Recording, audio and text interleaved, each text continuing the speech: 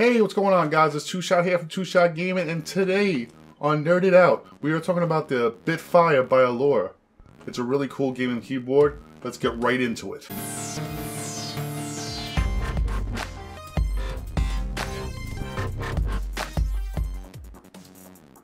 As we take a closer look at this keyboard, you can see it has a very unique design. What I mean by design, it has like nice sleek curves, got an interesting palm rest. And this keyboard, what I've been told from Steve at Aula, has been kind of copied a little bit like that, so make sure you use the links down below and get the real BEFIRE. Don't go for any imitations. Alright, some of the stuff to note. The keyboard size is 558.5 millimeters long, 190 wide, and 30 millimeters on the height. It weighs about 1.5 pounds, so it's a very light keyboard, an entry-level keyboard. It's pretty much a given that it's going to be made a little bit to the price. And the price is really good. Make sure you check out the link in the description for that. And if you're interested in any other Aula products, please check the top of the right hand screen. That'll show a playlist of everything I got so far, and there'll be more added to it very shortly. This keyboard has 104 keys on it, pretty standard. Multimedia functions hidden right inside the keyboard, just use a function control to get at them. The Keypress on this is about 50 plus or minus, so for an entry-level keyboard, that's pretty good. It's not nothing crazy, not nothing great, but a pretty decent keypress. We're talking about Rhombodome key switches. They're kind of like a mix of almost having a mechanical key switch, but you'll see it's pretty much a Rhombodome key switch.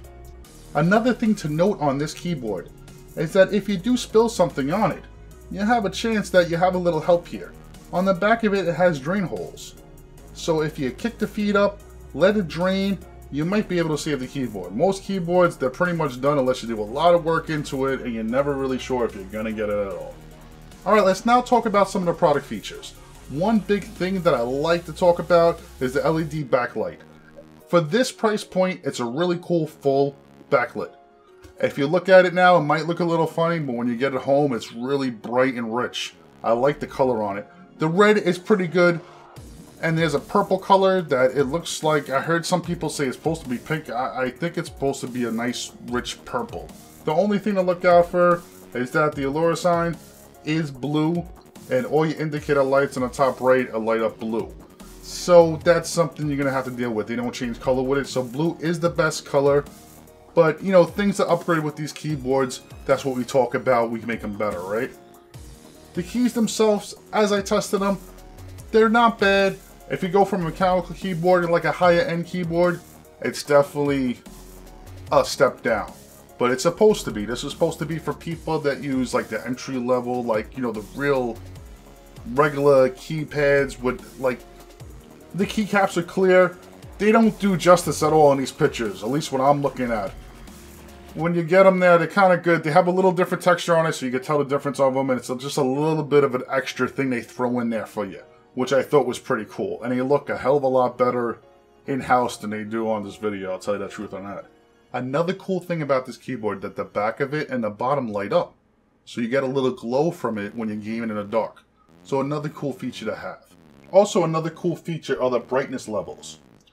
You could push function 8 to go higher in intensity, 2 to go down in intensity. If you go all the way up to the top intensity, you hit function 8 again, and you get breather mode. Now I thought this was really cool because I haven't seen a lot of keyboards like this unless it's really high end. If you like a breather mode thing, at least it's a feature that you can have maybe when you just have your setup, just hanging out before you're playing, or if you don't mind playing in the dark with your lights flashing and stuff like that. These keyboards and the motherboards, everything is LEDs, LEDs, LEDs. So it's nice to see at an entry level you can have some of that little swag in there for you. And if you don't like it, you can always turn everything off and just have a basic keyboard. Now, pros and cons about the BEFIRE. Pros, it has lights, 3 different settings. Cons, all the labels are blue, so the best color probably is blue to keep in it. Other things about the pros. For the price, it's a pretty decent keyboard. You can't really go wrong with it. It's pretty good quality for what you're buying, and it looks like from gaming for about 2 weeks with it, almost a third week, that it holds up. Would I recommend this keyboard? Yes. If you're just starting out gaming, you have old keyboards, borrow from a friend, you have no style, no really gaming thing with your keyboard, and you want a game, this is a great keyboard to get you started. Like, don't get me wrong, there's a lot like higher end keyboards out there, but for the price, nothing really beats it, and it's really fun to game on.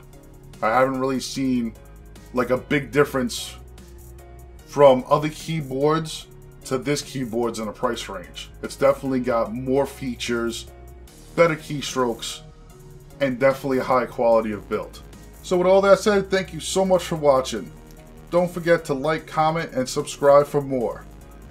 Check the links out in the description. Peace!